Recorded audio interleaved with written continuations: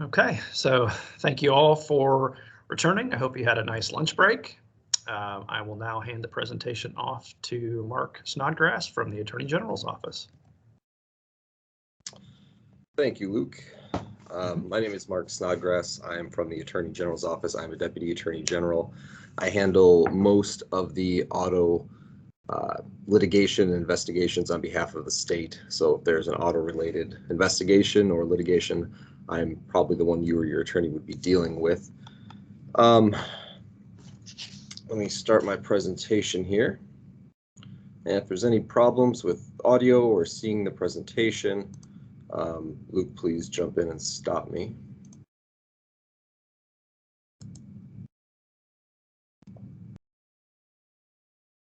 There we go. Okay. So as I said, I am a Deputy Attorney General with the Attorney General's office. I've been here for about 11 years, so I've handled quite a few auto cases.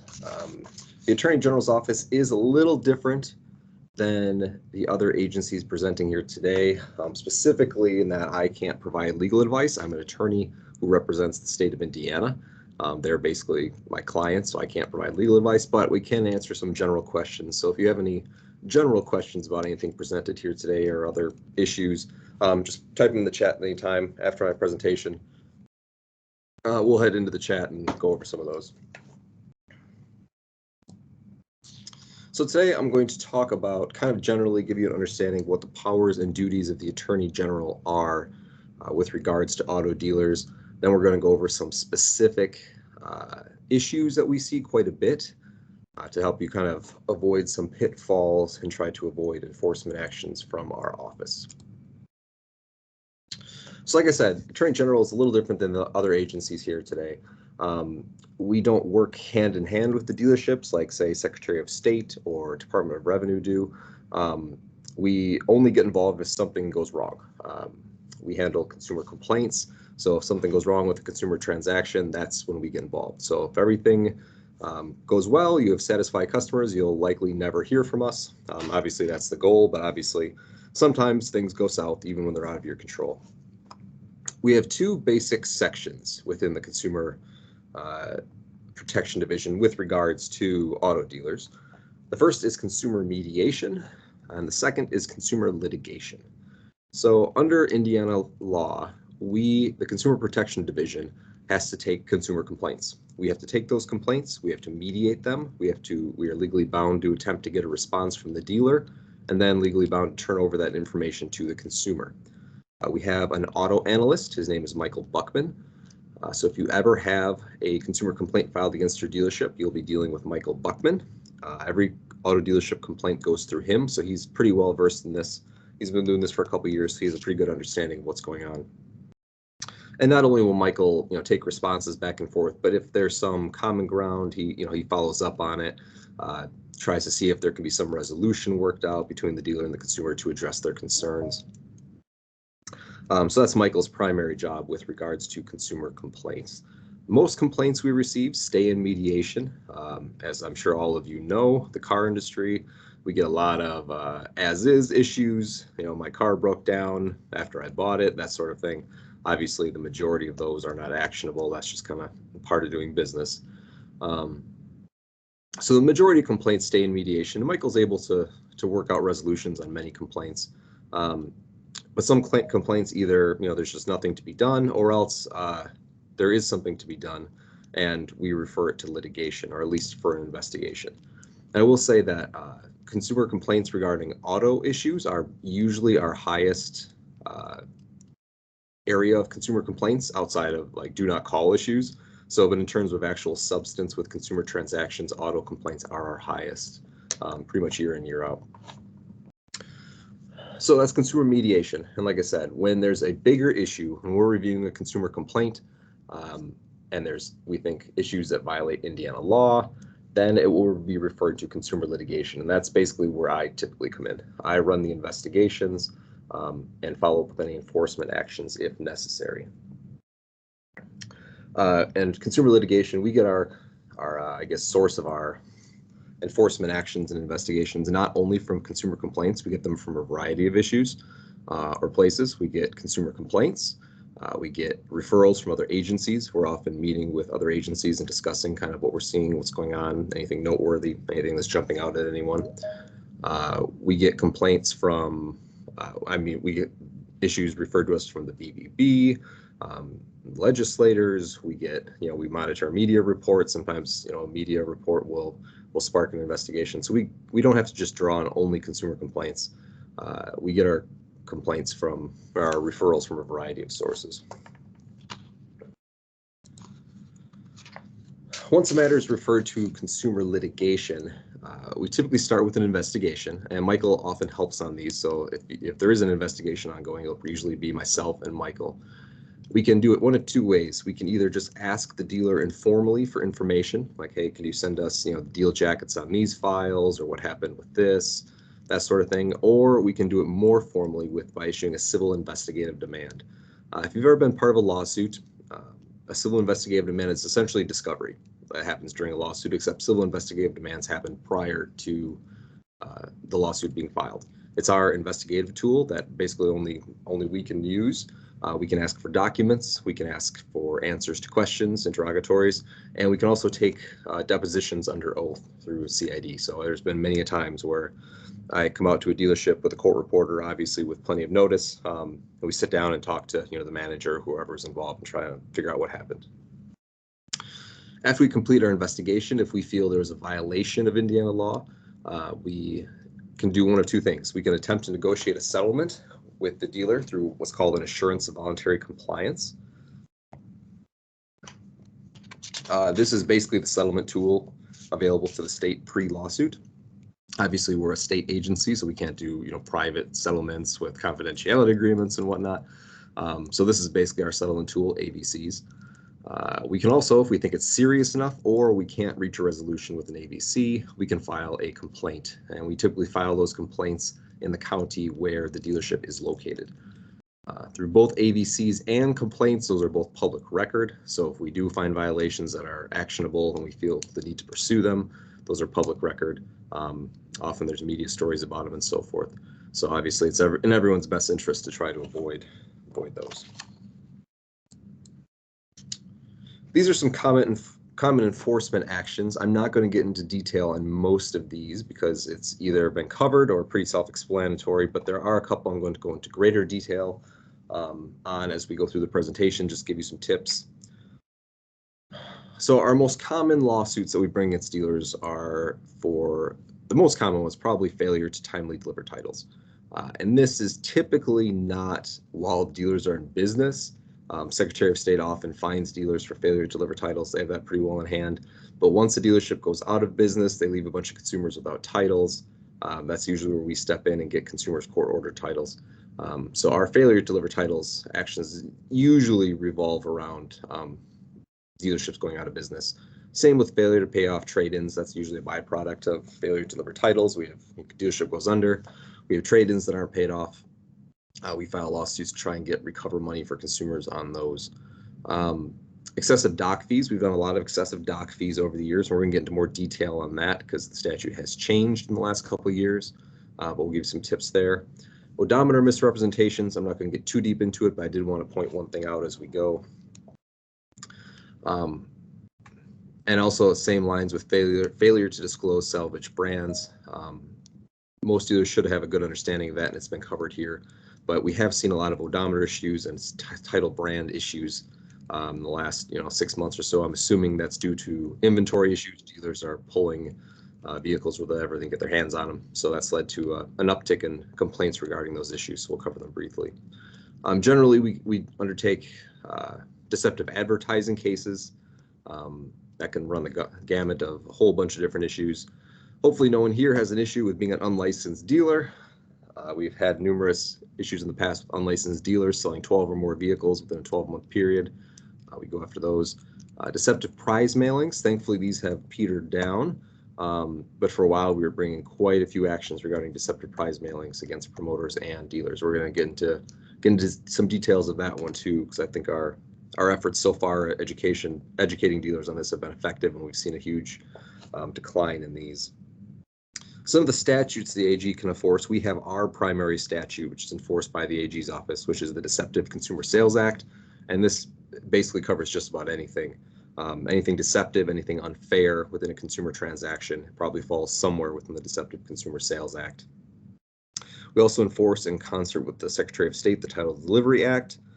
We have original jurisdiction over the federal Indiana Odometer Acts and the Salvage Motor Vehicle Disclosure Act. And again, with the Secretary of State, we enforce the Motor Vehicle Unfair Practices Act. And like I said earlier, we also work often with other agencies. We have the abilities through various statutory provisions to enforce essentially most laws governing auto dealers. So now I want to talk a little bit about specific areas. Like I said, hopefully we can give you some tips to kind of avoid enforcement actions and make sure everything you're doing is within the confines of Indiana law. The first one is document preparation fees. My presentation still says new statute. At this point, it's not really new anymore. The newer statute went into effect in 2019, so hopefully everyone is compliant with it by now. But if not, we'll run through it here. Under the old Indiana doc fee statute, it was the same statute number. Under the old statute, there was no dollar limit cap, so you could charge whatever you wanted for a doc fee, so long as the doc fee was for charges actually incurred in preparing documents. So it had to actually reflect the charges you were incurring. That old statute and that old way of doing it is gone.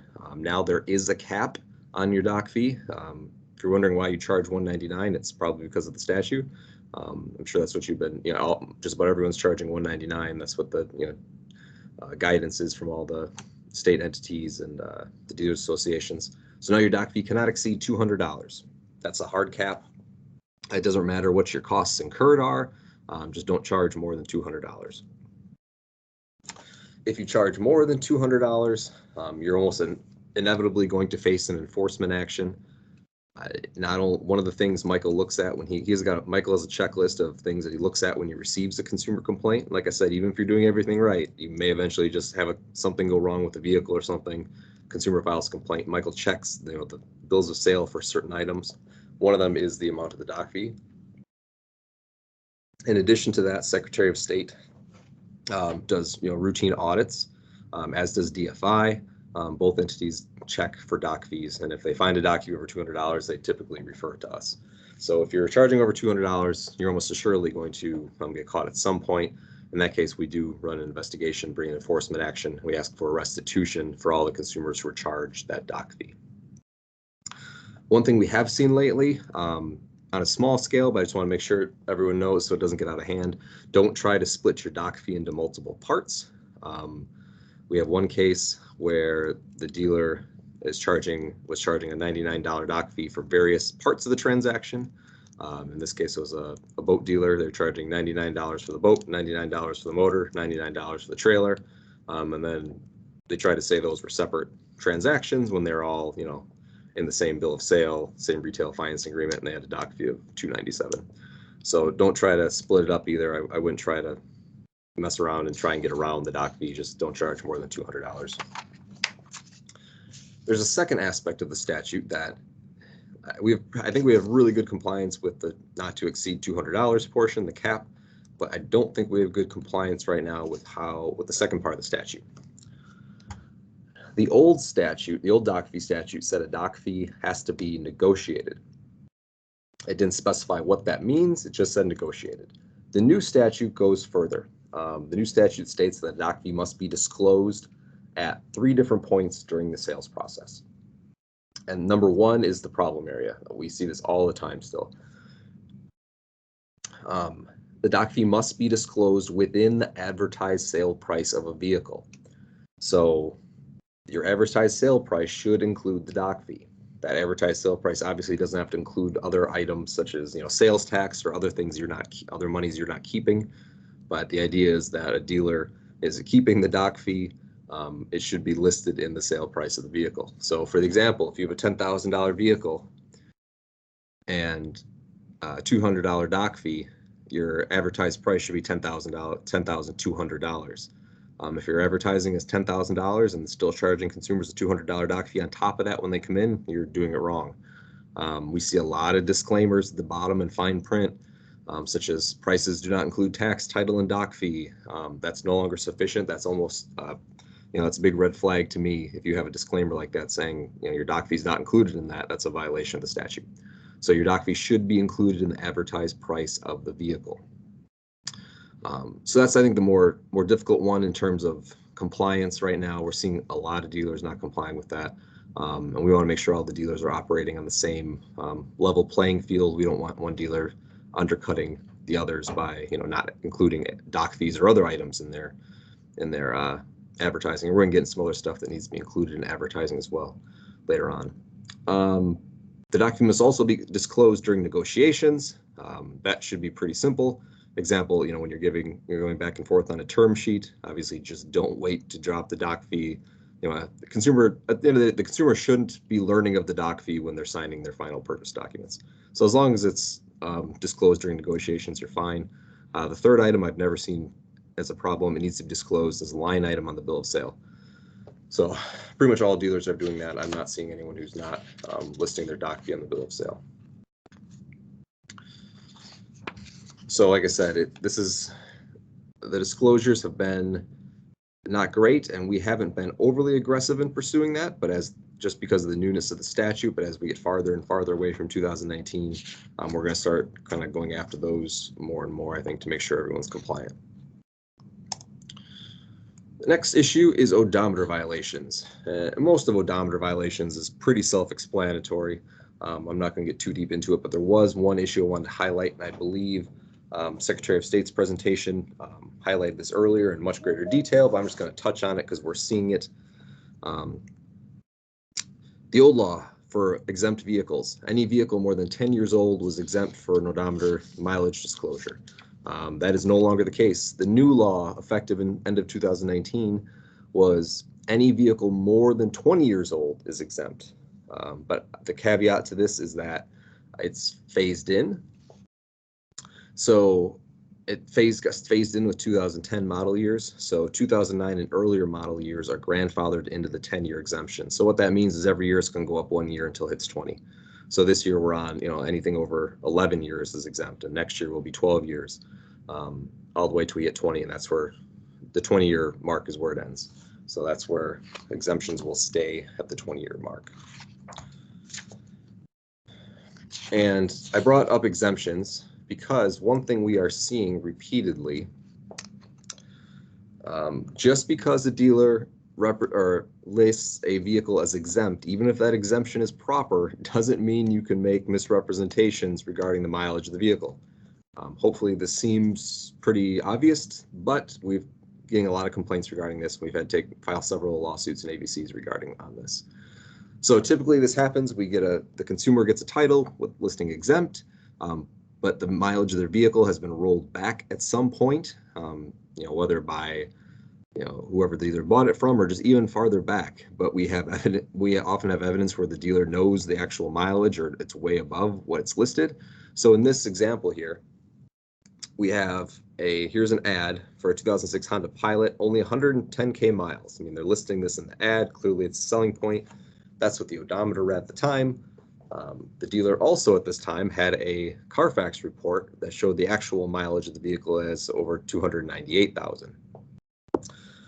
Yet, so they listed it as exempt. That's fine, but then you can't advertise a mileage is incorrect.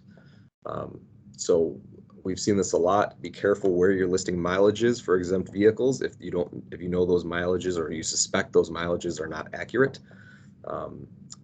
It may not be a violation of the odometer disclosure laws. It might, but it for sure is a violation of the Deceptive Consumer Sales Act. So that's just deceptive. If you're telling people a vehicle is 110K miles when in reality it's 298. But too many dealers think that exempt they write exempt on the title and the odometer disclosure statement, and that means that's basically a get out of jail free card for all representations regarding odometers. It's not. Places where we're seeing the misrepresentations, obviously here in advertising. We see it in the bill of sale where they write the lesser mileage. We see it on odometer disclosure forms still. And another one we see a lot is on warranty contracts where the dealership will write down a much lower number of miles than the vehicle actually has. This causes additional issues, obviously. because when the consumer eventually makes a claim on that warranty on the vehicle service contract, the vehicle service contract company isn't in the business of necessarily paying out claims unless they absolutely have to. They're going to notice the mileage discrepancy when they pull a vehicle history report, and they're going to deny the claim. So that could lead to additional issues for the dealership. So just be careful of the mileage you're putting on items if you list a vehicle, even if you list a vehicle as exempt. The next topic is another emerging issue, I guess. I think it's been around for a couple of years. We've been seeing it for a couple of years now, but it seems to keep getting worse. Non-U.S. market vehicles. Specifically, this could apply to any importation of vehicles, but specifically we're seeing issues with vehicles imported from Canada, also known as gray market vehicles. We're seeing a lot of dealers selling a decent number of gray market vehicles from Canada. Now, there's nothing inherently wrong or illegal with importing your inventory, but there are a couple things that I want you to be aware of if you're selling Canadian vehicles, and a couple of things we take very close looks at. Specifically, with regards to the manufacturer's warranties and how those are disclosed to the consumer, as well as the applicability of any extended warranties that are sold on the vehicle. So we'll start with the manufacturer's warranty. Each vehicle, as I'm sure you're aware, each vehicle is manufactured for a specific market, and this usually corresponds with the country. So U.S. market vehicles are manufactured, U.S. vehicles are manufactured for the United States market. Canadian vehicles are manufactured for the Canadian market. Now, there's not a lot of difference between U.S. and Canadian vehicles. Other countries there is, there may be different emission systems or whatnot, but U.S. and Canadian vehicles are pretty much identical for the most part. Obviously, there's a kilometers to miles issue, but otherwise they're pretty close. But manufacturer warranties can often be voided once a vehicle is imported to a country other than its country of origin. So that means when a vehicle is imported to the United States, often its manufacturer warranties do not come with it. The manufacturer warranty is provided by, in this case, for example, we use Chrysler vehicles, because Chrysler vehicles, those warranties are void once they get exported from their country of origin. So the Chrysler FCA Canada provides the Canadian warranty. When that vehicle comes to the United States, FCA Canada no longer supplies that warranty, and FCA US does not supply that warranty either. So for Chrysler vehicles, those warranties do not come down when their vehicles come down from Canada. That vehicle no longer has a manufacturer's warranty. And it does vary by manufacturer. Some manufacturers aren't as strict about it. Other manufacturers like Chrysler are very strict about it. So we're going to take a look at, here's a warranty, here's a Chrysler warranty. This is the actual language of the Chrysler warranty. Except where specifically required by law, there is no warranty coverage on this vehicle if it's sold or registered in countries other than Canada. So this is from like a 2019 Ram or something. So once this vehicle came to the United States, it lost its manufacturer's warranty. Here's a GM one, similar. GM warranty coverages may be void on GM vehicles that have been imported, exported for resale. So here's the tips. Like I said, there's nothing illegal in and of itself about selling a gray market vehicle. There's just some things you should probably be doing and be aware of. So if you are selling a gray market vehicle and its warranty is not valid or has been voided, you must disclose this to the consumer. If we're seeing a lot of newer vehicles that are well within the manufacturer's warranty range, consumers think they have a manufacturer warranty, whether the salesman told them, whether they just assumed it because it's a vehicle that has 15,000 miles on it. Do not let the consumer have this assumption. Tell the consumer that that vehicle does not have a manufacturer's warranty if it doesn't. If I was a dealer, I would do that in writing. I would make a disclosure to the consumer, probably have them sign it. Like I said, there's nothing in the auto laws that says you have to do this, but we consider a deceptive omission generally under the Deceptive Consumer Sales Act if you don't inform the consumers that the vehicle does not have its manufacturer's warranty. Like I said, I would do it in writing specifically because if later on that consumer comes to us or files a lawsuit against you and says, hey, I thought this vehicle had a warranty, I went to get warranty work done and it wasn't covered, they file a complaint, we go to you to get your response, you want to be able to say, oh, we told them about it. And if it's in writing, you can just produce the writing and say, hey, we gave them this disclosure, they signed it, they knew about it, kind of investigation over. But if it's either we never told them, or we think our salesman mentioned it to them, or we get that a lot, then we have a he said she said situation where it doesn't look good for the dealership. So if I were you, if you're selling a vehicle that has a voided warranty, I would disclose that to consumers in writing. The second aspect of this, this slide is, if you're curious, most dealers we've encountered know when they're selling Canadian vehicles. If for some reason you're unaware, vehicle history reports will usually tell you. Here's a Carfax example. Obviously, it was first registered in Ontario. There's a good giveaway. But also, Carfax now has the vehicle's Monroney stickers, the original ones. So you click on that, and obviously you can see quickly Chrysler Canada Inc. This vehicle manufactured to specific Canadian requirements. This vehicle not for sale or registration outside of Canada. So that vehicle, obviously, if it was imported, would not have the manufacturer's warranty, which the warranty is also listed here. So you can tell that pretty easily if you're selling a Canadian vehicle. I'm sure most of you are knowledgeable about that and can figure that out. The second aspect of this that we're finding most dealers who are in this situation have never thought of before. Selling extended service contracts on Canadian vehicles can be problematic.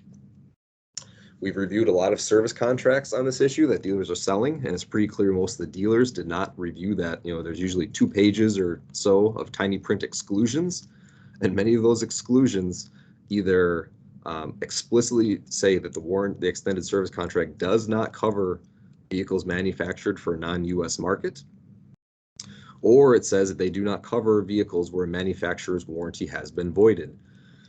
So we're seeing a lot of extended warranties sold on Chrysler vehicles where they were imported, and technically those extended service contracts do not cover that vehicle. And the response we get from the dealer after they kind of realize, they're surprised at first because they never read those provisions, but second they say, well, the extended service contract company accepted those contracts, which is true. They're not in the business of not taking service contracts, and that kind of creates a cause of action for us against them as well. So we do go after them as well. But obviously the issue arises when a consumer eventually makes a claim.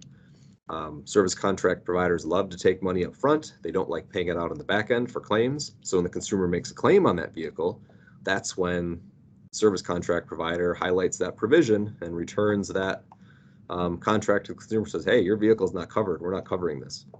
So the consumer then files a complaint against the dealership. That creates a whole problem. So I would if you're selling Canadian vehicles, double check your service contracts, make sure those vehicles are covered. We had one dealer also where they knew about the issue and they contacted the service contract provider and said, hey, will you cover these vehicles? The service contract provider told them yes, but those provisions excluding them were still in the contracts being sold. So lo and behold, the service contract provider eventually said no to one and caused a whole problem.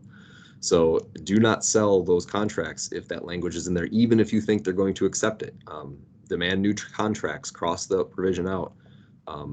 Don't sell those contracts with that language in it on Canadian vehicles if they're excluded. So that's a problem we're seeing more and more of nowadays.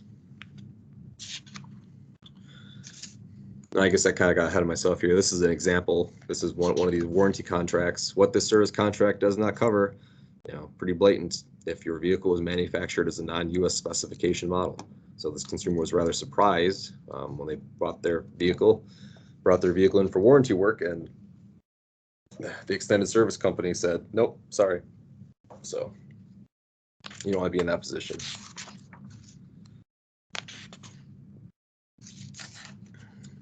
So we covered that.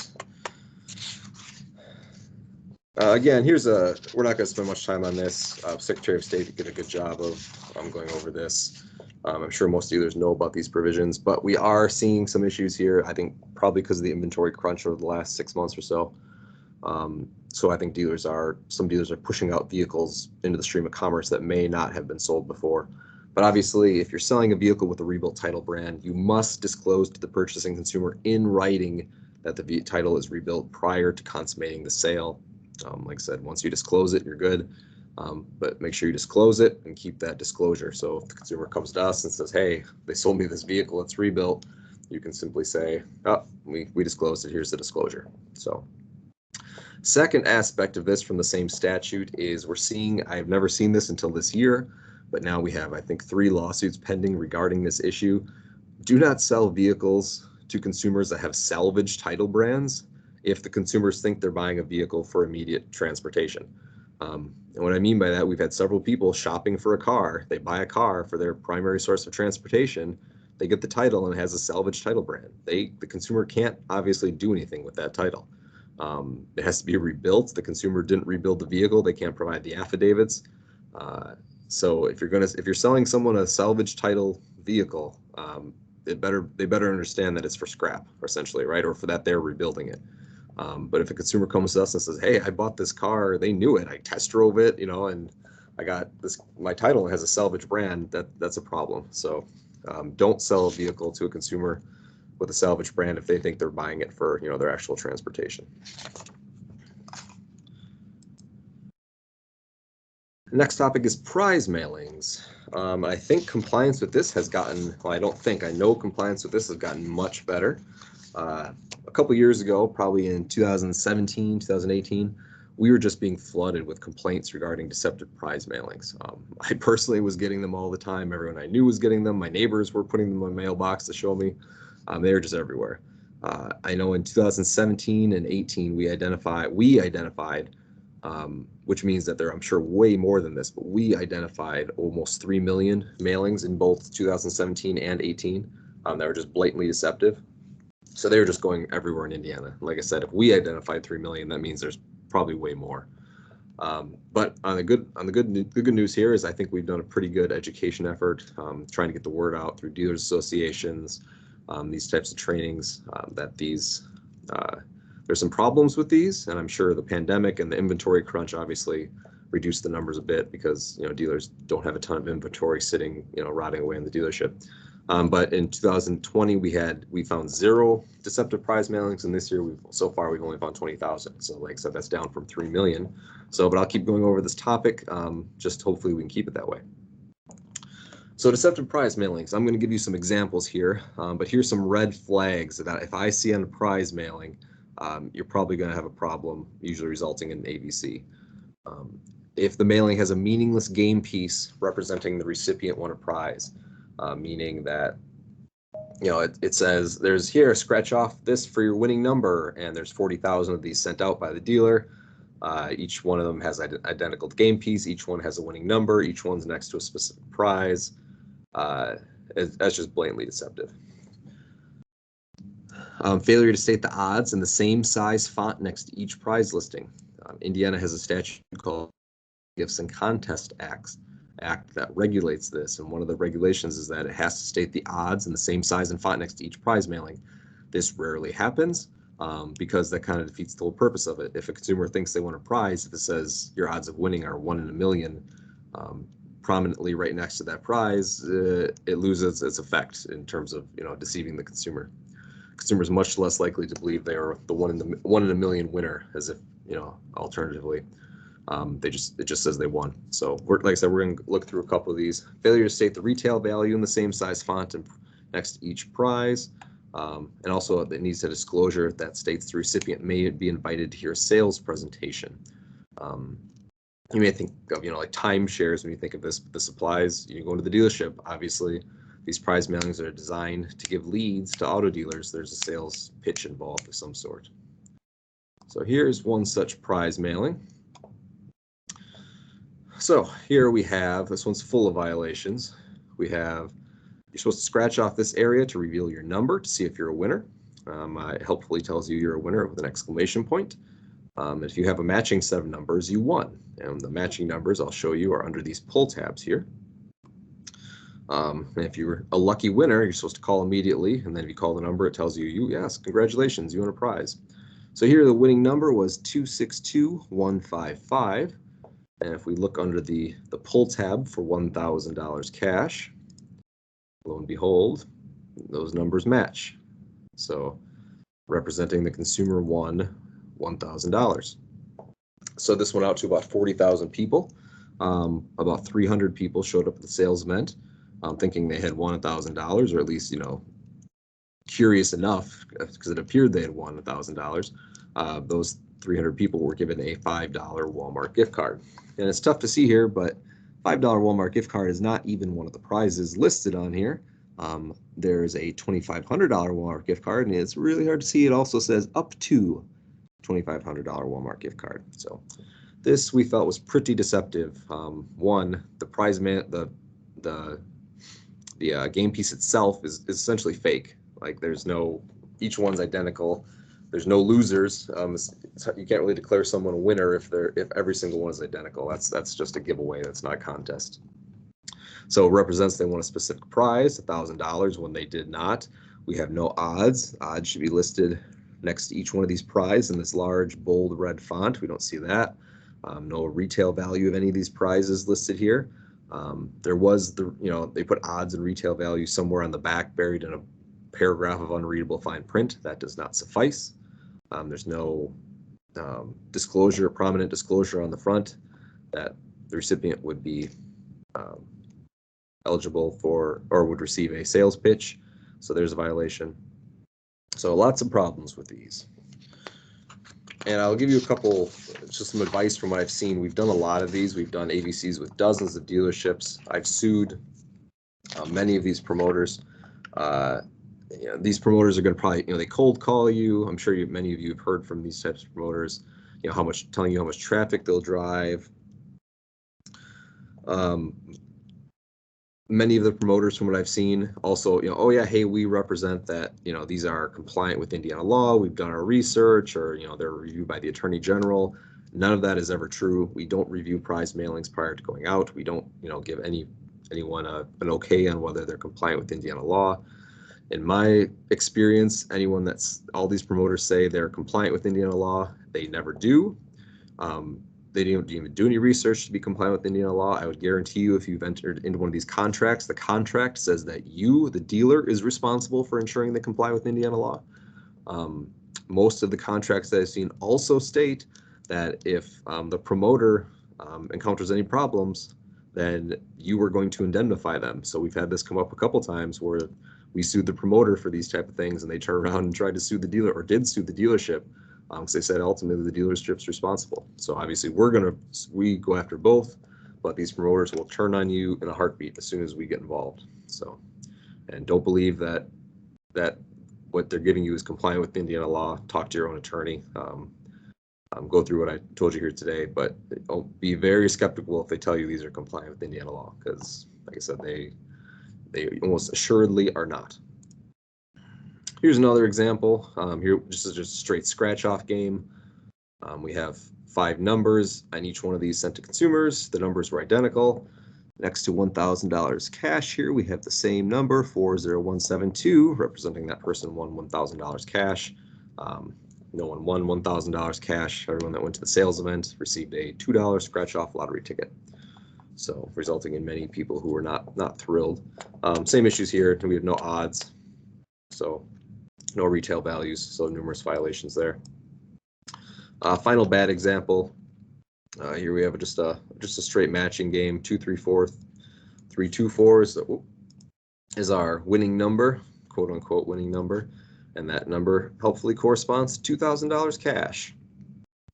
People went in, and their prize was actually a $5 Walmart gift card. So again, that's blatantly deceptive. No odds, no retail values, plenty of violations there. These can be done to a certain extent in compliance with Indiana law. I doubt they're very effective in terms of drawing traffic to your dealership, but I'll leave that to other people to decide, and you to decide if it's worth it. Here is one that we didn't take any action on. We got it, and I know this was a bit of a chore for the dealership. I don't know why they did it, but I know their attorney told me they went back and forth with the promoter about 10 times to trying to get it right, because the promoter kept pushing back. Personally, I would think that would be a giant red flag if the promoter is telling you to do all these illegal things. But here we go. We have notice there's no game piece here, no fake game piece that isn't really have any relevance to whether you want a prize. It simply says bring in your key and a mailer. I think there's a key taped on here. And see if your lucky number matches a number posted in the showroom. That's fine. It doesn't tell the consumer they've won everything. It just says, hey, come in and see if you won a prize. Nothing wrong with that. No game piece, that's good. We have odds in the same size font as the others. We're missing some retail values here, but it's mostly cash prizes, so that's not that big of a deal. We don't have a disclosure regarding sales presentation, so that's a bit of a problem, but like I said, I'm considering this one was the closest thing I've seen to compliant. It wasn't giving me heartburn. So, but it can be done correctly. It's just, like I said, I don't know how effective they are, and I know this one got a lot of pushback from the promoter because the promoters know like how to deceive people into getting to the dealership. So one other kind of word of warning about the promoters. I don't want to disparage the industry as a whole because I'm sure some of them are perfectly fine, but the ones I've seen obviously are the bad ones by definition. So if I'm dealing with them, something went wrong. So I don't see the good ones in any industry, and then I don't deal with good dealers. I don't deal with good promoters. So obviously I probably have some skewed biases here, but you may be wondering, like, well, what's the big deal here? One, obviously it's deceptive. It's getting people to go to these sales events when they don't really want to, or just on the just by deceiving them that they won something. One of my bigger concerns is that people who go to these events often have time on their hands. If I got one of these in the mail, I wouldn't be going to the event, but the people who do have time on their hands are often senior citizens. So we see that a lot with senior citizens. We've also had some issues over the years with the promoters that run the sales events or provide salespeople for the sales events. These promoters are, they bring in their people from out of state. They're there for 3 days or 5 days or whatever, and then they're gone. So often they'll say what they need to say to sell a vehicle. At the end of the day, the dealership's responsible for all of that. It's all in the dealership's paperwork. It's the dealership's vehicle. The dealership's taking the money. It doesn't work to say at the end, well, those misrepresentations were made by, the contractor we hired for the sales event, not us. Like, that's not going to suffice. They're representing you. And like I said, they'll be in and out. They'll be gone. They don't deal with the next day. They don't deal with the Monday after the sale when the consumers come in and complain about the misrepresentations that were made in the sale. We had one early on in one of these prize mailings. It was an old woman, wasn't in the market for a vehicle. I think she was like 87 or something. Went to the lot to claim her prize. They said, the promoter took her vehicle and said, "Oh, let's give you a quick estimate on your trade-in." And she, had a car, old lady, car with 15,000 miles driving around town, didn't need a new car, didn't want a new car. They held her trade-in for over 6 hours and wouldn't give it back. And unfortunately, she was just an old lady, didn't really know what to do, didn't know just to get up and call the police or what. So eventually, she just signed the paperwork to buy a new car just so they'd let her leave. She was worried they wouldn't let her leave.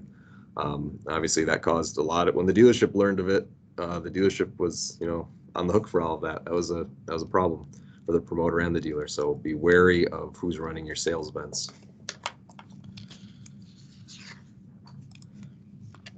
So here's our enforcement procedures for these prize mailings. If we get a prize mailing complaint or we learn about it from a promoter, we issue a CID. We issue a CID to the dealers and the promoters. So we may, it kind of cascades on us. So we get a prize mailing complaint, send a CID to the dealer. The dealer says, "Oh, I use this promoter." We send a CID to the promoter. The promoter says, "Oh, I did business with, here's the list of dealerships in Indiana." So we kind of get leads on these from a variety of places. Dealer may get a settlement offer of $1 per offending mailing. Like I said, these don't go out in a couple hundreds. These go out by the tens of thousands, so that can add up pretty quick. Settlements have all been in assurances of voluntary compliance, and we would file a lawsuit against the dealer if we can't reach a settlement. To date, I don't believe we've had to file a lawsuit against the dealer for these. We've entered a lot of AVCs. Dealers have paid a lot of money for these offending prize mailings, but the law is pretty clear, so most dealers really don't want to fight it. And we file lawsuits against the promoters. That kind of reflects our view that dealerships have to be culpable in their advertising, but the promoters are the ones who are the professionals essentially in this field. They should know what they're doing. They're the ones pushing these. So we file lawsuits against the promoters. Like I said, we give dealers opportunities to settle, and we always ask any settlements against the promoters are more than what the dealerships paid. So. But the moral of that is be careful of prize mailings, and dealerships are responsible for their advertising, even if if it's a third party undertaking it for you. The next topic is bump stickers. These are also referred to as addendums. I'm sure other dealers have names for them, but we'll go with addendums. The purpose of the addendums is to bump up the price of the vehicle from the MSRP by adding aftermarket equipment. So there's nothing inherently wrong with these as long as you avoid a few potential issues, which typically we do not see compliance with. So I'll tell you what those are here. Here's an example bump sticker. So here we have the MSRP of $17,000 for this vehicle. The dealership obviously wanted more than that, so they added mud guards, a spare tire kit, and a pinstripe. And for those three items, they upped the price by almost $4,000, $3,990 to get the new price. So there's a couple issues here. One is obviously even the dealership didn't think that mud guards, a spare tire kit, and a pinstripe would encourage people to fork over an extra $4,000. So this dealer added what at the time were Kia's, they probably still are, Kia's extended warranties on their vehicle. These are the manufacturer warranties that come with the vehicle under the MSRP. They added them to the bump sticker. This is a big no-no. If we see that, that's going to probably get an automatic lawsuit if we see that. Do not put something in your bump sticker that is included in the MSRP of the vehicle. So this is obviously a minimum implying that to get these warranties, you have to pay for this extra bump sticker price. So make sure if there's anything on your bump sticker, make sure it's not included under the MSRP of the vehicle. Typically, bump stickers are aftermarket stuff like mud guards, a spare tire kit, or that's not included. But don't include things the consumer is already getting. That's a big problem when we see that. Here's this bump sticker kind of in the wild. Like I said, they're typically located right next to the Monroney label. Here's that actual sticker next to the Monroney label on a vehicle. Here's the other big thing we're seeing on bump stickers. If you are using a bump sticker, that bump sticker the cost of that bump sticker should be included in the advertised price of the vehicle. So for example, if you have a $10,000 vehicle and your bump sticker is $1,000, you should be listing that vehicle's price in advertising as $11,000. Do not list a vehicle for $10,000 and then when the consumer comes in and finds out the negotiations start at $11,000 or whatever the bump sticker is included. That's a no-no. That's a pure bait and switch deceptive advertising case. If you're including something like that in your negotiations with the consumer, make sure that's included in the advertised price. Essentially, a good rule of thumb is if you're including it in the price in the front end in negotiations, it should be included in your advertised price of your vehicle. So I mean, that consumer comes in thinking they're negotiating down from $10,000 and they end up having to negotiate something down from much higher. That's deceptive, not only for the consumers, it's unfair to other dealers who may have a lower price or a competitive price and they're getting undercut significantly because a dealer's not advertising the full price they're charging for a vehicle. I've had dealers tell me, well, most of the consumers didn't actually pay the full cost of the bump sticker, so we shouldn't have to advertise it at that price. Well, that's also not going to fly because the consumer had to expend negotiating capital to get that price of that bump sticker lowered or removed. They could use that negotiating capital on the the regular price of the vehicle or negotiating other aspects of the sale. No different than if you list a vehicle for $10,000 and the consumer comes in and negotiates it down. But your bump sticker should be included in your advertising if it's part of the vehicle. Now, if it's in the back end, it doesn't have to be included in advertising. If it's, hey, your vehicle's $10,000, consumer comes in, you negotiate the sale with the consumer, come to a agreement on the terms, and then the consumer goes to the finance office and the list of items are provided to the consumer that are available. That doesn't have to be included in advertising because those are add-on items that the consumer can say no to. They've already negotiated the purchase price of the vehicle. Those are just a straight yes or no if they want them or not. But if it's at the front end, make sure to include it in your advertised price of the vehicle. And we're seeing this a lot right now with other things, so I'll extend that warning out to and advice out to things beyond bump stickers. Etch insurance, blinking headlight or tail lights, anything else. If you're including it in a protection package, whatever it is, if you're including it in the front end negotiations, if there's consumers coming in and that's where you start negotiations by including the cost of that item, it should be included in the advertised purchase price. If not, that's just like you're not advertising the proper price of that vehicle. So be aware of that because we are looking at that closely. We're seeing, dealers try to, work that a lot lately. Like I said, it's not fair to other dealers either. It's not fair to consumers who are price shopping for the best price, think they found it, and then come in and find out that there's a couple $1,000s extra. It's not fair to other dealers who are advertising their real prices. And the dock fee statute kind of fits into that as well.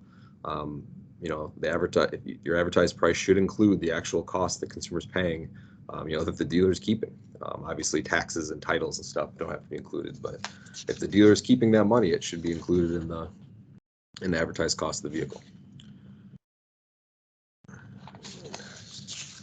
And the last topic here, online advertising, Craigslist and Facebook Marketplace. For dealers who post on Craigslist and Facebook Marketplace, we've seen this for a couple of years now, of dealers posing as private sellers. Typically, it's for cheaper vehicles, vehicles in the $5,000, $10,000 range. We don't really see it with more expensive vehicles, but cheaper vehicles. There's a significant segment of the population that does not want to deal with dealers for a variety of reasons. They want to buy from other private individuals, and they should have that right. The problem is we get dealers who know this and they try to reach that market by posing as private sellers. That's a big no-no. We take action on that. So we'll hit, it's moving predominantly onto Facebook Marketplace, but obviously we still see some remnants of Craigslist. Craigslist is the most blatant one because Craigslist separates vehicles out into multiple categories, including for sale by dealer only and for sale by owner only.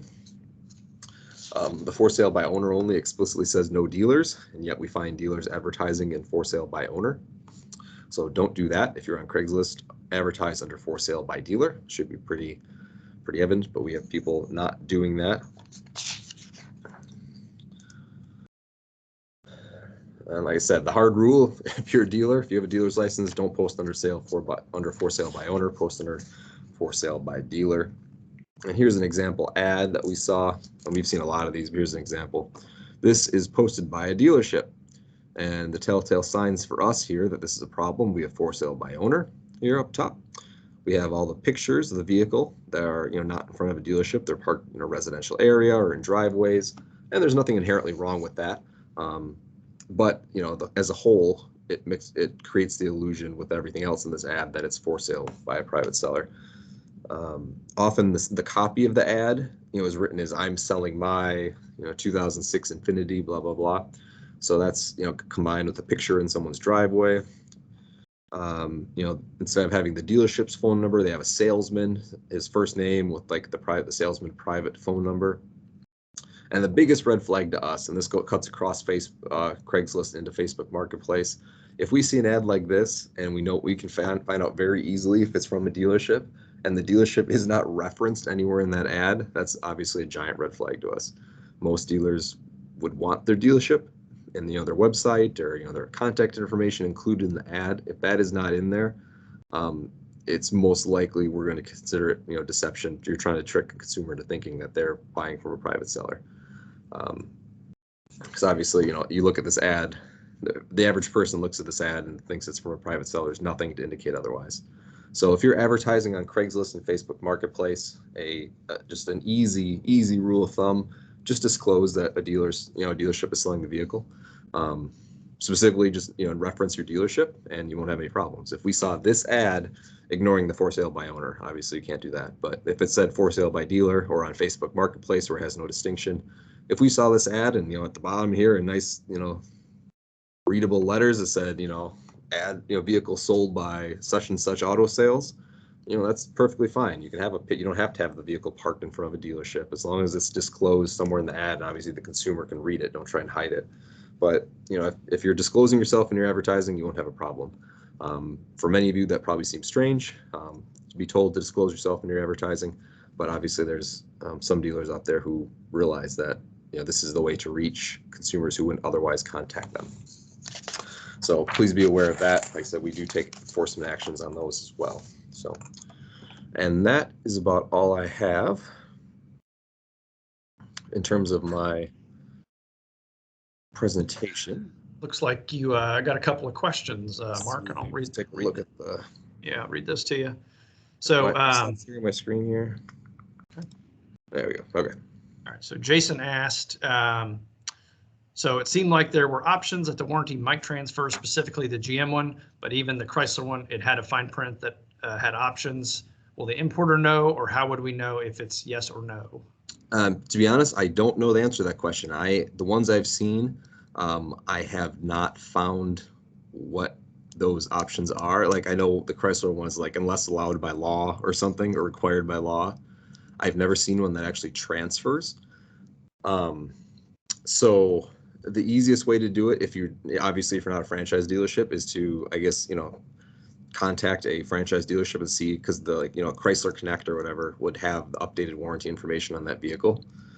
So it would be in their system if it has an updated warranty, or if it has a valid warranty. So if there's any question about whether it has a warranty, you can try and just discover it that way. But I would operate on the assumption it doesn't have a warranty unless you can show otherwise.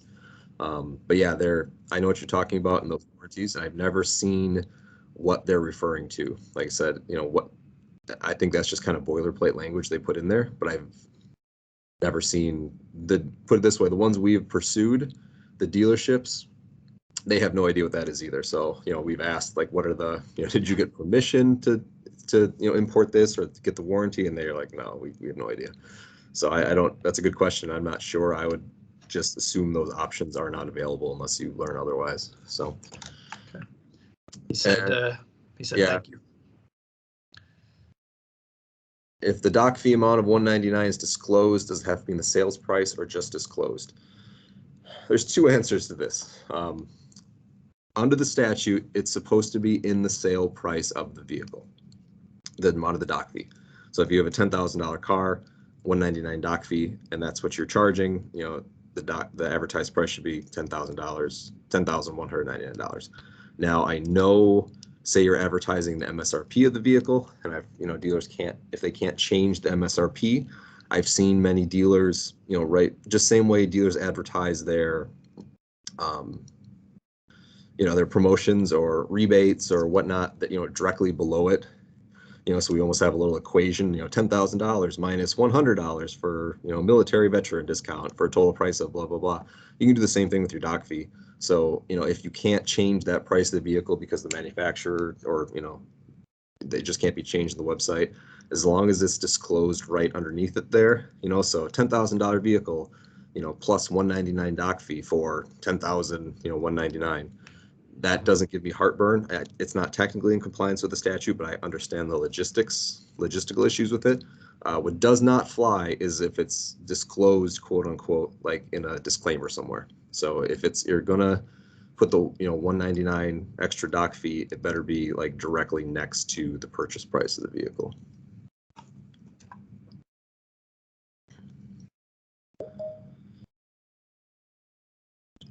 And I'm assuming the request for the specific statute, is that for the doc fee statute? Yeah, I believe that was the same person. I believe so. Oh, okay. Let's see here. I can send that. All right. So as Mark mentioned, there's not a whole lot he can answer, but I think a couple of those generic questions worked pretty good. Does anybody have anything else for Mark? Feel free to come off mute and ask, or put it in the chat.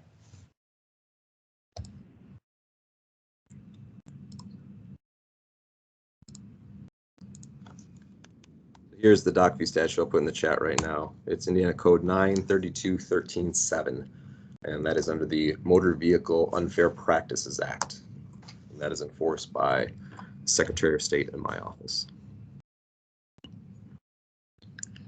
All right. Well, I'm not seeing any more questions come in, Mark, so I thank you and I appreciate the presentation. Thank you, Luke. Thank you, everyone.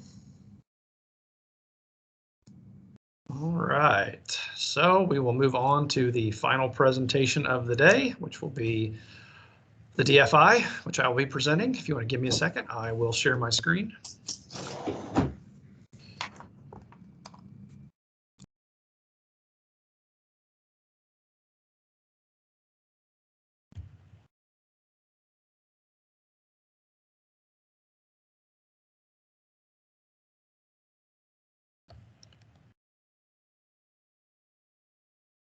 All right, so I'm going to assume everybody can see my screen unless somebody says otherwise. So as I mentioned earlier, my name is Luke Van Adder. I am a project manager with the Consumer Credit Division for the Indiana Department of Financial Institutions, also known as the DFI. The presentation today will cover registration, examinations, common violations, law changes, and some useful resources for auto dealers. Again, I'd like you to hold your questions until the end of the presentation or during the Q&A. Again, feel free to place them in the chat now as they come up so you don't forget them. Okay, so what is the DFI? So the Consumer Credit Division of the DFI regulates extensions of credit made in Indiana. And what does that mean for auto dealers? So extensions of credit within the world of auto dealers involves retail installment contracts or consumer leases. We focus on rates, maximum rates, fees, charges, statutory limitations, prohibited practices, and disclosures. Later in the presentation, we'll go over some common violations in the auto industry and how to avoid them. So who do we regulate? So here's a list of the entities that the Consumer Credit Division licenses or supervises. The ones bolded are the ones associated with auto dealers, but as you can see, we regulate many other types of businesses. So if you're not familiar with all of the entities that we regulate, it's very, very broad and expansive. Payday loans, finance companies, mortgages, mortgage loan originators, money transmitters, state chartered financial institutions, so state chartered banks and credit unions, check cashers, rent to own, pawnbrokers, lawsuit lending, and debt management companies. So there's literally thousands of businesses that the DFI regulates. So first we'll go over registration. So consumer credit sales and leases are defined below. These are defined terms in the Uniform Consumer Credit Code. Registration is triggered by being regularly engaged in these types of transactions, which is defined by more than 25 transactions in a year. If you're engaging in less than 25 transactions in a year, then you would be considered consumer related, which is a different section of the Indiana Code. That's under section 24.4.42602. And you can review that for the rates of interest and fees that you are allowed to charge if you are engaging in consumer related credit. Again, as you can see here, a consumer credit sale is a sale of good or service on credit purchased by a person for a personal, family, or household purpose. It's payable in more than 4 installments, or a credit service charge is imposed. Another word for a credit service charge would be a finance charge or interest. There is a maximum amount of financed cap, so that amount it's indexed and it can change every January. It's $58,300. Anything above that is not regulated by the department and is considered a luxury purchase. They are consummated on a retail installment contract for closed end or a revolving charge agreement for an open end transaction. Similarly, a consumer lease is a lease of goods. The contractual obligation is greater than 4 months. I have a special note here that if it's 4 months or less, it can be considered a rent-to-own transaction, and rent-to-own transactions on motor vehicles is prohibited and could have excise or other tax implications. So make sure if you're doing leasing or lease here, pay here, that you have more than 4 installments due. Again, it has to be for consumer purpose. We don't regulate agricultural or commercial transactions. And again, the amount payable under the lease cannot exceed the $58,300, and those are consummated on a consumer lease agreement. Okay, so what is the first step? So the first step in the registration process, is obtaining and submitting a notice of intent form. This is commonly referred to as an IUCCC Form 1 or a State Form 83. This form can be found on our website, and a link will be provided at the end of the presentation. This form requires the business to provide basic contact and business model information. Once the business is registered, the events listed below are reasons to contact the department for registration updates. So you can read those items listed below. If any of those occurs or changes, reach out to the department to update your records with us.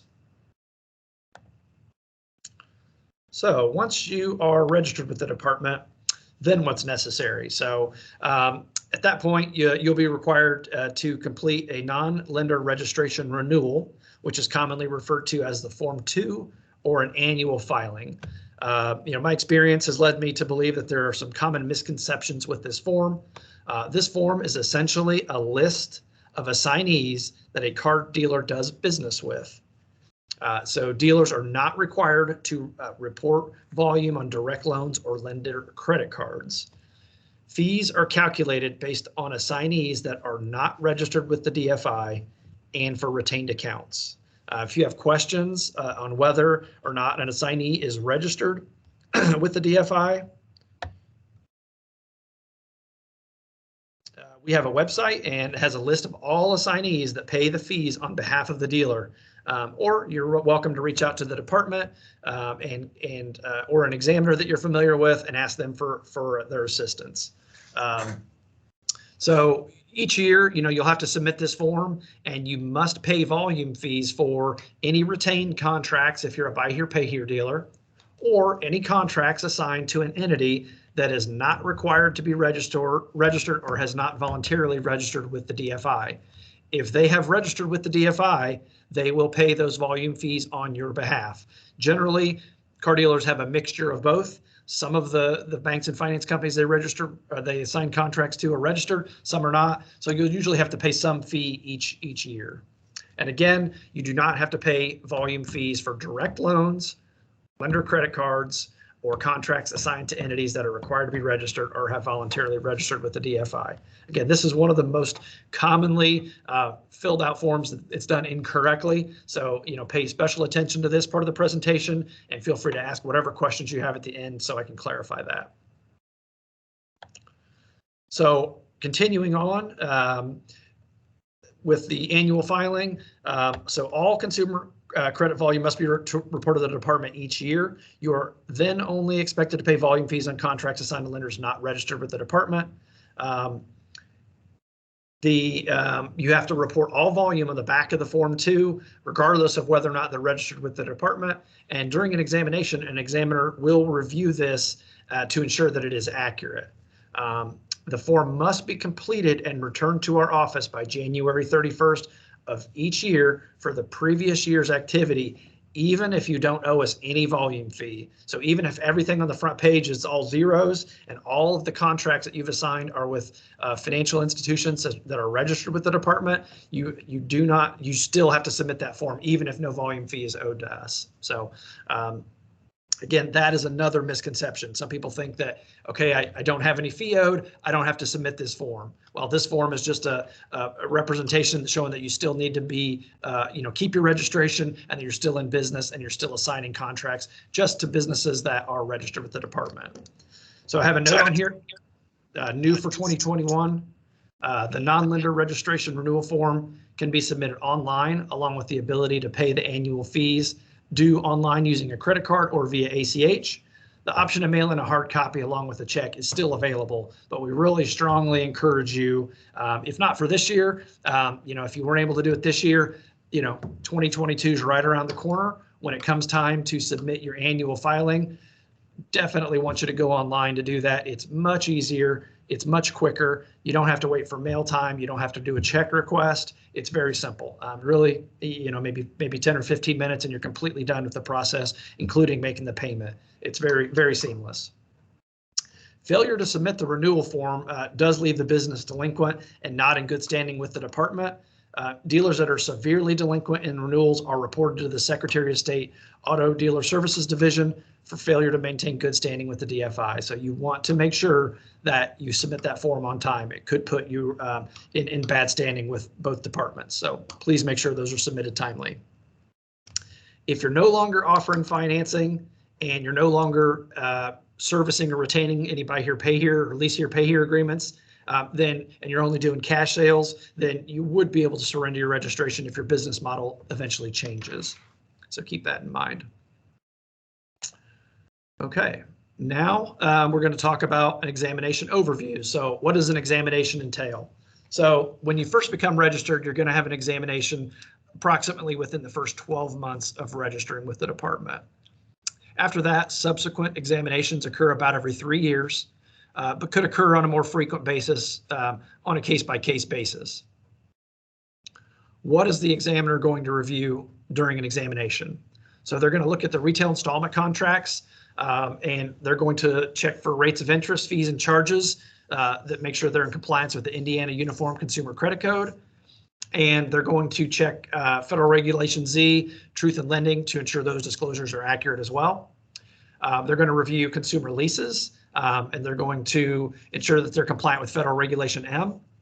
Another big part of our examinations are ancillary products, specifically gap and credit insurance. So if you sell gap or credit insurance, it is required that you maintain an electronic database of all gap and credit insurance sales and refund information. It's a very common violation for this information to not be tracked on a spreadsheet, and the law states it also must be updated no less often than monthly.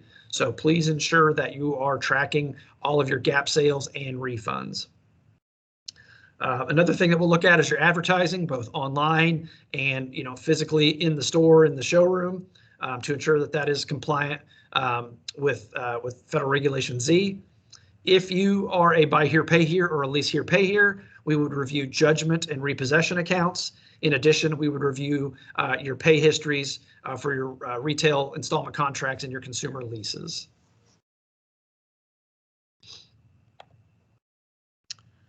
Okay, so now I'm going to go over some common violations. Excuse me, get back to my notes. Found on a large amount of examinations. Prepayment disclosures are found in the Fed box and need to be correctly marked or have a correct statement. Most of these disclosures have the option to check a box labeled may or will not. If an assignee charges a minimum finance charge, the box labeled may should be checked. This is the only instance where the box would be checked. If the assignee does not charge a minimum finance charge, there must be a definitive statement saying that one will not be charged.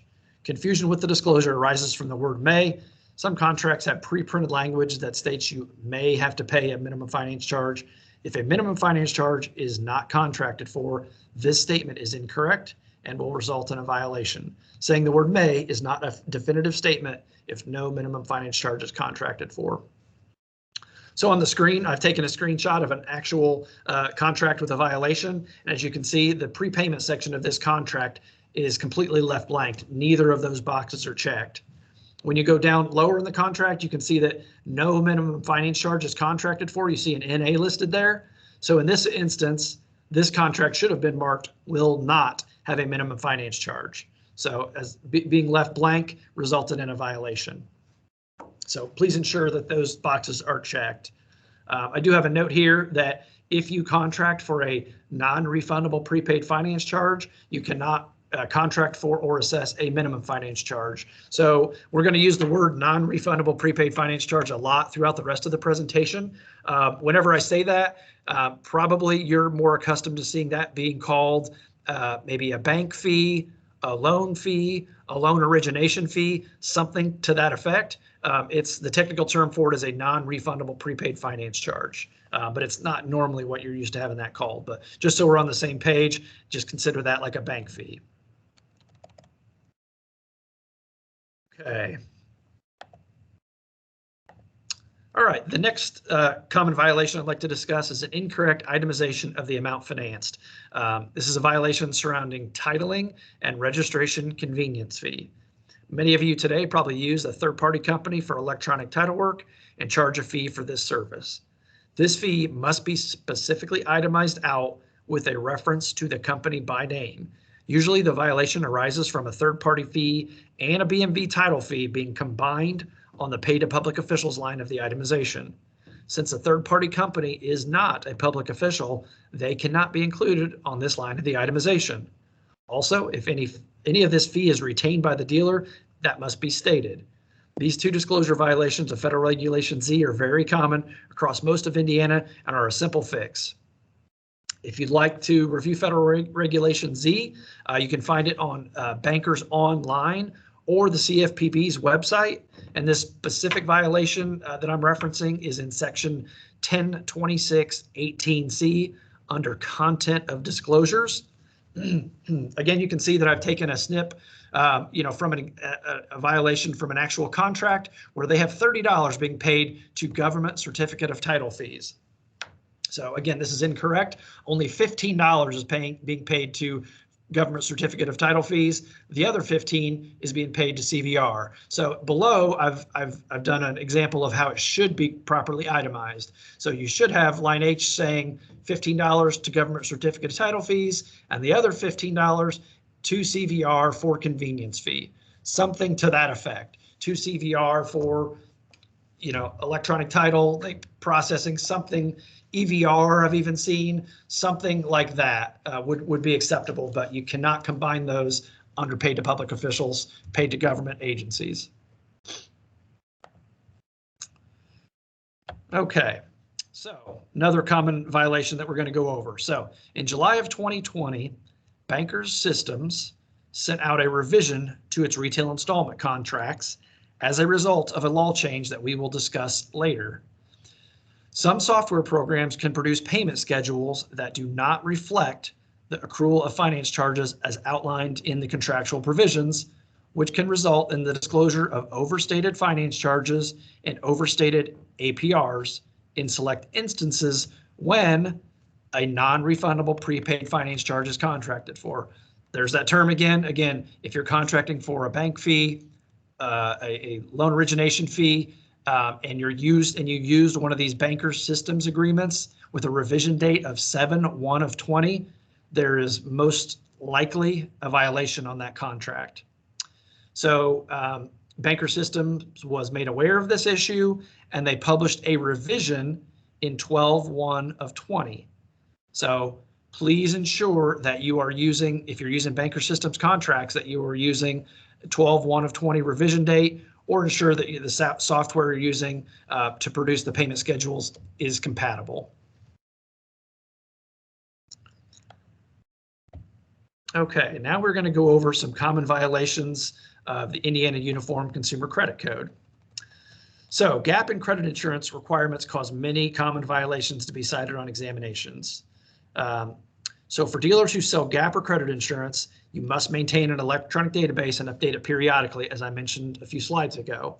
The next most common violation would be an 80% rule violation.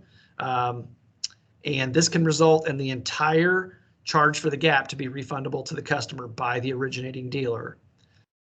Before gap is sold, the 80% rule must be calculated by taking the amount financed less the charge for gap, less the charge of any service contract or any other refundable product, and then you have to divide that by the NADA average retail value, or for a used car, or the MSRP for a new car.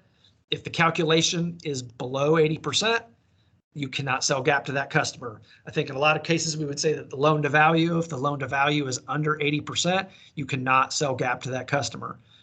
Examiners will check this and test this during their examination, and if you're found to be selling, gap agreements under that 80% rule, those would be 100% refundable by the originating dealer. Okay, in addition, gap agreements have certain requirements under the code. The dealership can be cited for violations under this section if the gap agreement does not include the correct disclosures or the agreement is filled out incorrectly. An example of that would be the NADA and MSRP that I mentioned a few minutes ago. In many cases, that will be left blank on the gap agreements, just due to programming and software issues not carrying that figure over, or in some cases, those figures get interchanged incorrectly. For example, if you list the MSRP on a used vehicle, that would be a violation. So you have to ensure that if it's a used vehicle or a new vehicle, either one, number one, a value has to be in there. But if it's a used vehicle, it needs to be the NADA average retail value. If it's a new vehicle, it has to be the MSRP. Okay, also during the examination, the examiner will review all reserve statements and early payoff notifications that were sent to you since the previous examination, and they will look for any missed refunds. If the examiner finds any refunds, they will require those to be sent to the customers, and any that are not made within 60 days of the early payoff would also have an interest penalty that the dealer has to pay. Proper analysis of reserve statements and ensuring that you're receiving reserve statements and early payoff notifications can save the dealership a lot of time and money. It seems to be a common misconception that a lot of dealers believe that it is the responsibility of the banks and finance companies that they assign the contracts to refund the gap. And that is absolutely not the case. It is the originating dealer's responsibility. Those third-party companies, banks and finance companies, they should be notifying you when a customer pays off early so that you can process the refund.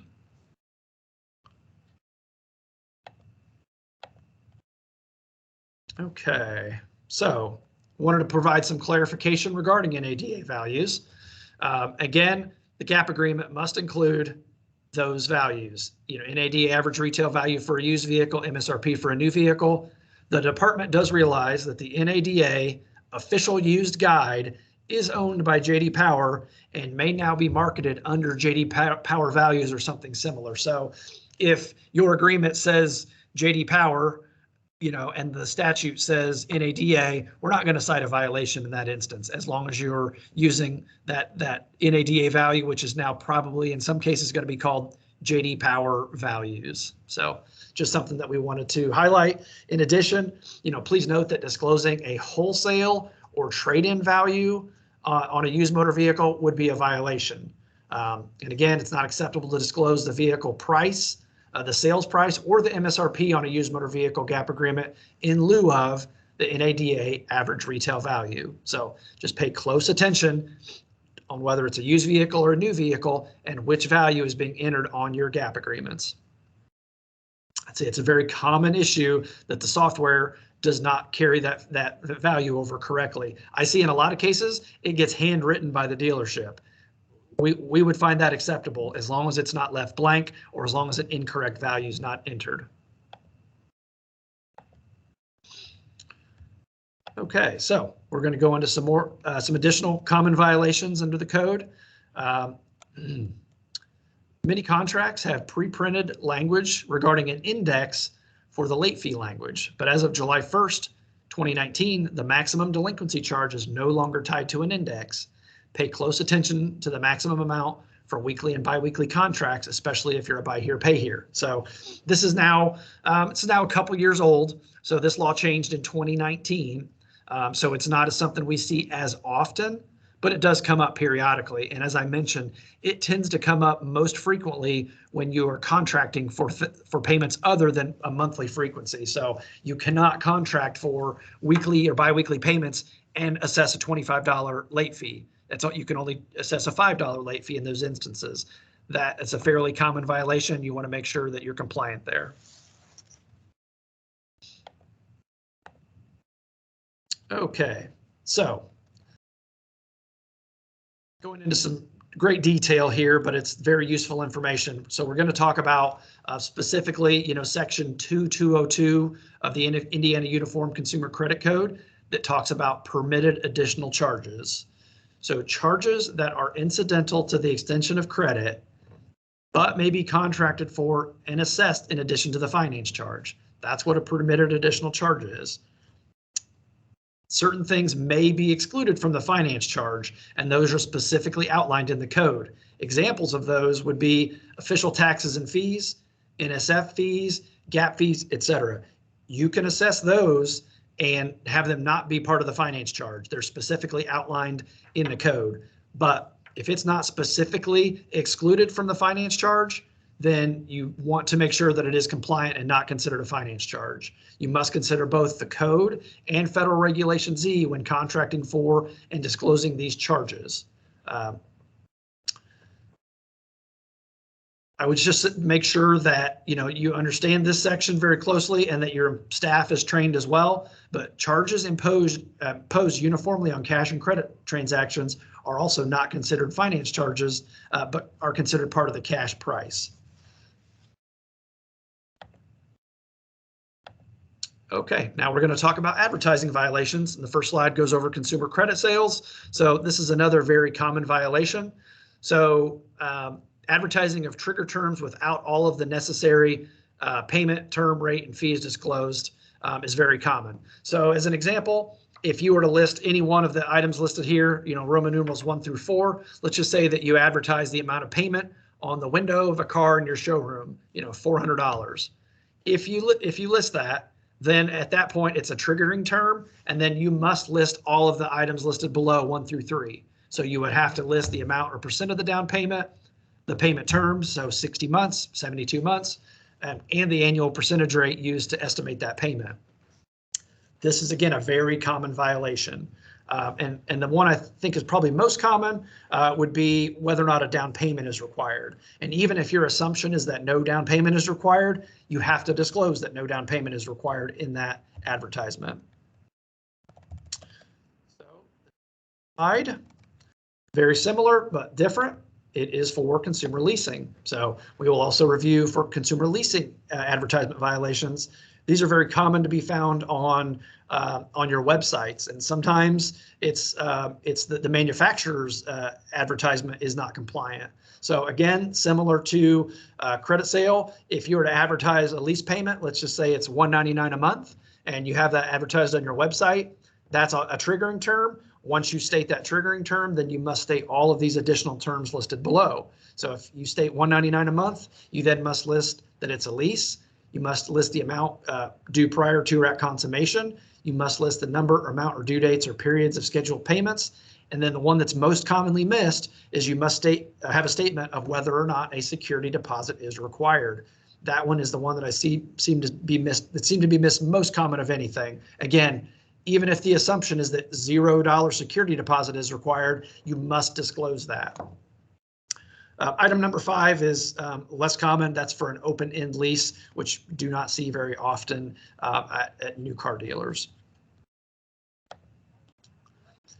Okay, so that goes over a lot of our common violations that we see. Next, we're going to go over law changes. So in July of 2020, Senate Bill 395 went into effect, and it prohibited pre-computed consumer credit sales. I would say this has the most impact on buy here, pay here dealers that tended to contract for pre-computed interest pretty frequently. So pay special attention to this and note that it does not impact any pre-computed agreement that was entered into prior to July 1st of 2020. You would still be allowed to calculate, the pre-computed interest and collect interest on that in that basis for the remainder of the contract, for the term of the contract. But anything originated July 1st or later could not contract for pre-computed interest. In addition, law changes went into effect that placed a hard cap on that non-refundable prepaid finance charge that we talked about, and they're doing it on a tiered scale. So you want to pay close attention to these tiers and do not exceed them. So if the amount financed is $2,000 or less, the most you could charge is $75. If it's between $2,000 to $4,000, $150, and if it's above $4,000, $200. Again, I'll reiterate, this is a fee that you're probably used to seeing as a bank fee, a loan origination fee, something to that effect. You cannot charge more than $200. That is very important that you're familiar with that. That $200, if the amount financed is over $4,000, it is not subject to refund or rebate. However, if you charge any amount more than that, you are subject to make that refund. So I'll go into some more detail here. So for those of you that assign contracts, so you have a customer sign a retail installment contract at your dealership, and you assign it to one of many financial institutions. Just note that the originating dealer cannot exceed the hard caps listed 2 slides ago, even if it is done at the bank or finance company's request. This would be a violation, and any amount in excess of the hard cap would be fully refundable by the originating dealer, even though you did it at the request of the bank or finance company. And then I've got a note here, and this refers back to the issue with the banker systems contracts. But again, please pay attention to any new contracts that are being provided to you. Ensure that the payment schedule and other disclosures reflect the effects of the accrual method. Traditional contracts accrue finance charges on the prepaid finance charge. Some new contracts that are being published do not provide for interest to be assessed on the prepaid finance charges. This would result in different payment schedules and other disclosures. So that's what we talked about on that 7/1 of 20 banker systems agreement. It got published. There were some wording changes, and it caused some of the payment schedules to be inaccurate. Okay, so the next slide would be more for a buy here, pay here dealer. So again, the originating dealer, you cannot exceed the hard cap listed. If the hard cap is exceeded, you're going to be responsible. You'll be cited for a violation, and any amount in excess of the hard cap would be fully refundable by the originating dealer.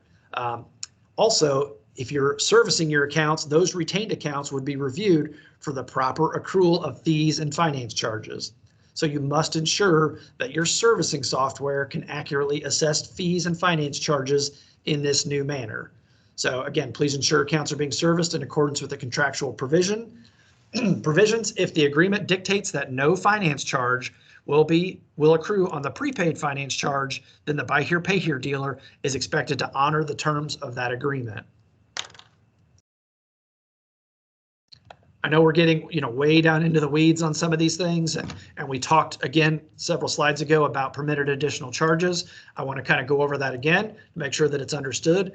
So a permitted additional charge is any charge imposed as an incident to or a condition of the extension of credit determined not to be a permitted additional charge would be a finance charge. There is an exception here, which would be a true optional third-party pass-through fee. So those would be exempt, but if a charge was collected prior to consummation, it would be considered a prepaid finance charge and fully refundable beyond the hard caps. Again, I know that's going way down into the weeds, but I'm going to give you some examples of what I'm talking about. So let's just say that you charge a convenience fee and you charge it only to your credit customers. That would not be permitted, okay? And then that would be compared to the cap, and you could possibly have refunds as a result. Let's say you were charging a document fee and you only charged it to buy here, pay here customers. Again, that would not be allowed. The best example here would be a gap agreement that fails to meet all of the requirements to be a permitted additional charge. So I'm going to go over a specific example. So let's say that you financed $10,000 and you sold that customer gap for $900, but the agreement failed to mention that 80% rule. Therefore, the gap charge would not be a permitted additional charge, and any amount in excess of the hard cap would be fully refundable. So as we've talked on several occasions, the maximum non-refundable prepaid finance charge is $200. So we would compare that 900 to the 200. We would permit you to have 200 of that. So you would have to refund that customer $700 in this scenario. So again, pay very close attention. Make sure that in this instance that gap has all of the disclosures required. It meets that 80% rule in order to be a permitted additional charge. Okay, so we talked about the law changes that went into effect last July. So that's Senate Bill 395. The department published an advisory letter that outlines that law change, and you can access that on our website. But just as good, maybe even better, we also published a Q&A along with that advisory letter that goes into even more detail and even more examples than I just provided. So if the concepts that I talked about are you're still trying to wrap your head around those because they are quite complicated. If you want more examples, more specifics, different examples, go to our website, go to this location, and take a look at that advisory, but then also read through all of the Q&A that's on there, and you're going to get some really good specific examples. All right, so again, we've got some auto dealer resources. So if you go to the DFI's webpage, this gives you access to the notice of intent to become registered with the department for the first time. I have the location listed there. You can also have a link to the Indiana Uniform Consumer Credit Code. Most of what we talked about today would be located in Chapter 2. Also, you can look at any advisory, publication, or policy that's ever been published by the DFI. And probably most importantly, the thing you're going to want to look at probably on an annual basis or even more frequently, you can access a list of all of the lenders and whether or not they are registered with the department on our website. It's very easy to use. You follow that link, and You can go on there, type in the name of one of those institutions. There's a lot of different ways you can search. You can search by address, phone number, name. There's a lot of different ways to do it, but you can use that each year to help you fill out your annual renewal correctly. If you have trouble, questions, you want to reach out to the DFI, here's our contact info, contact us, call the office, email me. Would love to help you if you have any questions or problems. So I know I went over a lot and down into the weeds on some of these things. So I want to see, what questions we may be able to answer for you. I believe got Rob Payne, if you jumped on. I have a field manager with the DFI. I believe he jumped on, and he may be able to answer some questions if we have some. So, Rob, are you on? I am. All right. So looking to see if we have any questions on here, and again, we may not be able to answer every question today, and if we can't, we'll ask you to shoot us an email, and we'll circle back to you with specifics on your questions. So, Rob, there's a question in the chat that said, if you're financing, you're doing buy here, pay here at 0%, do you have to register with the DFI? Yes, you will. Well, it would depend. Do you meet the definition of a consumer transaction? So, are we talking more than 5 or more payments? Did they specify?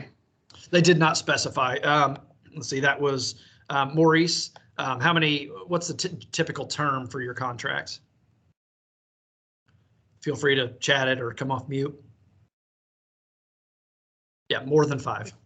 Okay, then yes, we would consider that consumer credit. And as long as you are regularly engaged at 25 or more in a year, then yes, you would need to be registered with us. Okay. Maurice, hopefully that answers your question. And then Rob Sherry asked, what's the formula for the GAAP 80% rule? So I went over that in my presentation. So that would be, you take the amount financed, you subtract the amount that you charge for GAAP, you would subtract the charge for any service contract or any other refundable product. And then that is your numerator. Okay. And then you divide that by either the NADA average retail value if it's a used car, or you divide it by the MSRP if it's a new car. And if that value is 80% or above, you can sell GAAP. If it's below 80%, you cannot sell GAAP to that customer.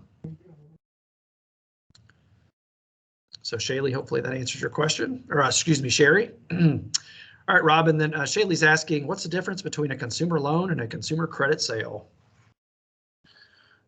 Okay, so in a loan transaction, generally in a loan transaction, you are lending a consumer money, and with that money, you may be taking security in an automobile that they may purchase from somebody else. In a consumer credit sale, you are the seller. So you're the seller of the automobile. You're not really lending them money. The mostly your automobile is held for security, and then depending on how you've set it up, you either sell that contract off to a financial institution or you retain it and treat it as a buy here, pay here.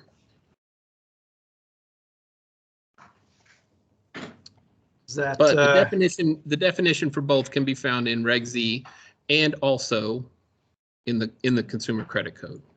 Yep.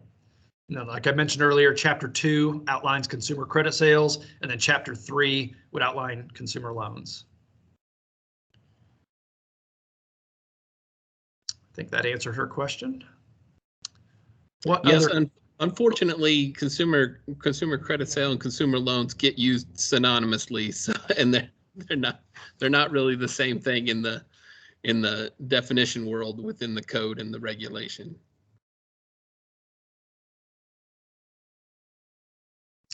Does anybody else have questions? Feel free to chat them or come off mute.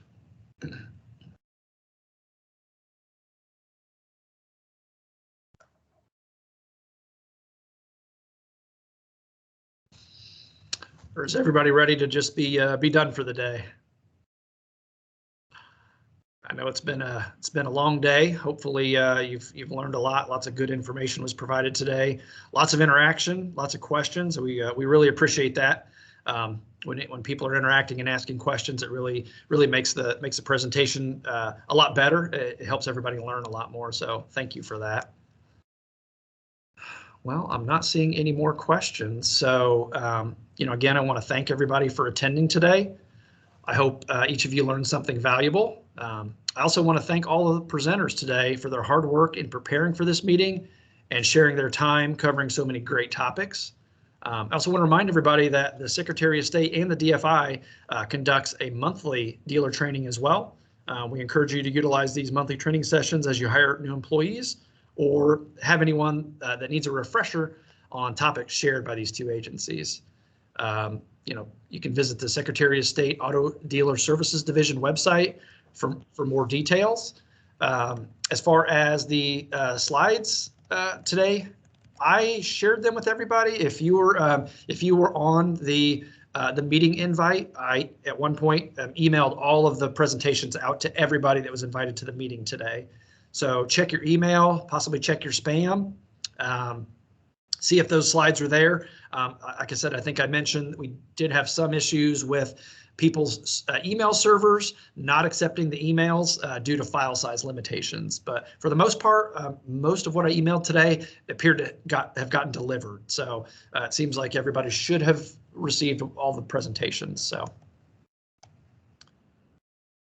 All right, well, if there are no more questions, I want to thank everybody again and hope that you have a great rest of your day.